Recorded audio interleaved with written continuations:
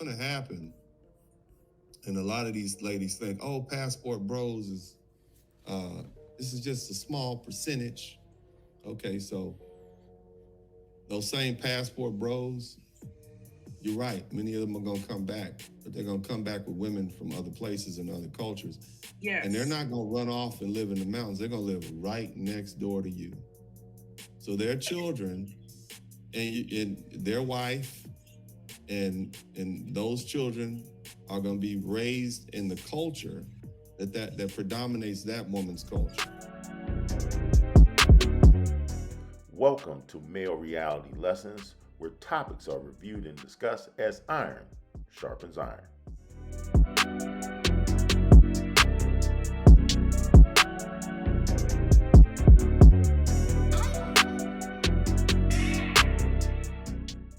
Greetings. On this week's episode, we're going to look at the passport movement to really identify if this is truly a fad or if it's like the canary in the coal miner's tunnel, a warning sign of things to come. Let's look at a few clips and a good summary from the impeccable attorney Dennis Sperling. Sit back and enjoy.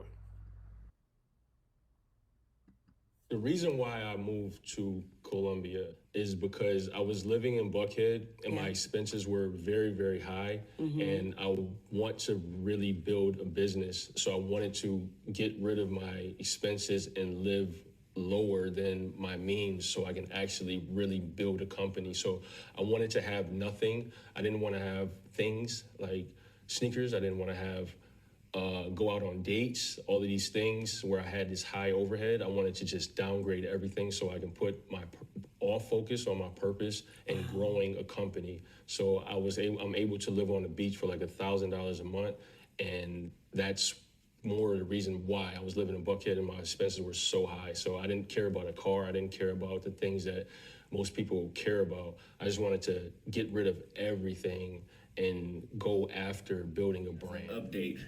After 30 days in total of being in Nairobi of this year, why I'm moving to Nairobi to stay. For, I don't know permanently, but I'll be here for a while for sure.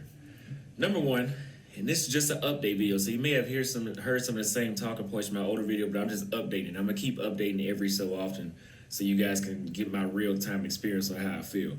But I feel like I fit right in this country, in this city, and it's better to be around my own kind. What do I mean by my own kind? I mean black people. Of course, in normal situations, normal circumstances, a race of person is gonna feel more comfortable around his race. You're gonna feel more comfortable if you're white around other white people, or black if you're around other black people. In the United States, it's probably not a thing because they kind of teach us that we're dangerous for each other. So a lot of black people in the States might feel more comfortable in a diverse high school or diverse college versus the HBCU, because when we hear all black colleges, we think, oh shit, they're gonna be fighting and they're gonna be using drugs and all this kind of stuff. Which a lot of times, not saying the HBCU, but in like black high schools in the United States, that's true. But coming to Africa has been a life-changing experience because I've been able to adjust to being around black people without them fitting those negative stereotypes. So, out of all the 4 countries I've been to so far, Kenya is the one where I feel like I fit the best in around these people. And yeah, I really love the people here. I love the people in Kenya. So that's what matters the most when you move to a country. They can have the best internet, the best food, the best weather, but if the people that you interact with on a daily basis aren't for you, you're not gonna like it at all. But that's not the case. I love Kenya's people. Kenyans, let me say that. And to elaborate on that, the Kenyan people are extremely welcoming, loving, and they validate the fact that if I ever wonder, like, do they want me in their country? They validate that every day. The way how they speak to you and how polite they are. That's why they say they have the best customer service in Africa, or at least East Africa. I've heard that Kenyans have the best customer service in Africa, but I can see that why, because of how they communicate. They're very, the words that they pick to use are just they make you feel very comfortable around them, and they smile. and they're just very genuine people from what I can see as far as being here for a month. Now, also, besides the people, it's a cheap cost of living here. Now, Nairobi is not cheap when it comes to your house. Maybe the food is okay, but coming from the United States, it is cheap. But some places here, like in Westlands, where it's pretty much the heart of everything, from my understanding, from me being here, you're gonna be damn near paying U.S. prices. Like my apartment in Dallas was $1,100. This one bedroom apartment I'm in right now is literally $1,350, more than what I was paying in Dallas. That's for Airbnb. I'm pretty sure if I was able to rent it, it might be around $900, $800. But being outside the United States in a developing country, as you may call it, don't get offended by me saying that because I know some of y'all are sensitive. But a developing country, $900 for a one bedroom is expensive, because when I was in Brazil, I had one bedroom where I could see, smell, and hear the beach literally, and it was only $560 a month, and I had a maid every day.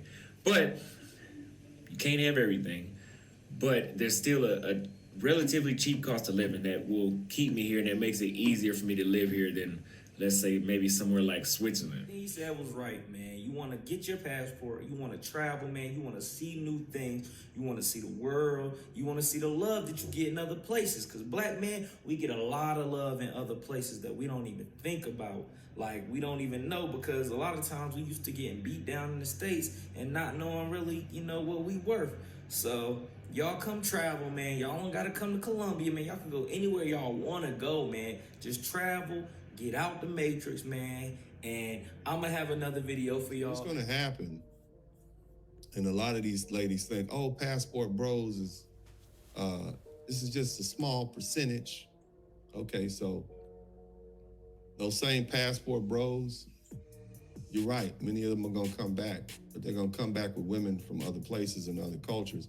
Yes. And they're not gonna run off and live in the mountains. They're gonna live right next door to you. So their children and their wife and those children are going to be raised in the culture that predominates that woman's culture. They're not going to go to your black church. They're not going to go to your hair salon. You're not going to be able to interact with them. Their sons are probably not going to date you or your daughters because their mothers are going to say, that's not what we want. Matter of fact, I predict, and some brothers on my page agree with me, that in about 10 to 15 years, with all these women from other races and white women also, they're going to start telling their sons, hey, don't date those black American women. Don't bring them in our house because that culture is toxic. It's the same thing your father was running away from. And it's the same thing he ran to me for. So why would you bring that into our house? That's going to be painful because they're going to be living next door to you.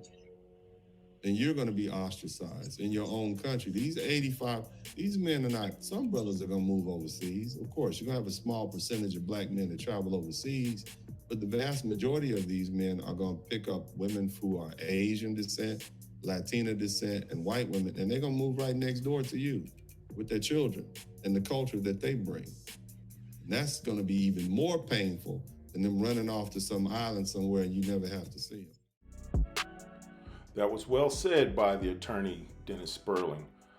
In my opinion, the takeaway from this is for the select few women that are still looking to find substantial relationships, willing to cooperate with their male counterparts to build families in a traditional setting, I say stand apart from the rest. Too many of our women today all look alike. I did a similar video identifying that this, as they say, 304 accoutrement that everybody's wearing, from the weaves to the raptor claws to the umbrellas to the tattoos. If you are not like what these women represent, you need to stand apart from them. Go back to the natural beauty that was once displayed by all our women. I mean, this might have been 20, 30 years ago, but still, if you're looking for something substantial and successful, you need to stand apart from the rest. And the true measure of what's taking place is the fact that the 3 young men featured all are under 35, and they're not just traveling to trick, they're traveling to live, to network, and to build businesses, all abroad in other cultures. But I want to hear from you. What is your take on this situation? Is there still opportunity for some of the few women left in the Western world to establish good, strong relationships in traditional unions? Or is it over? And do I need to buy more stock in Pepco? Please provide your comments in the comment section. As always, thank you for watching. Please subscribe to Male Reality Lessons and have a good day.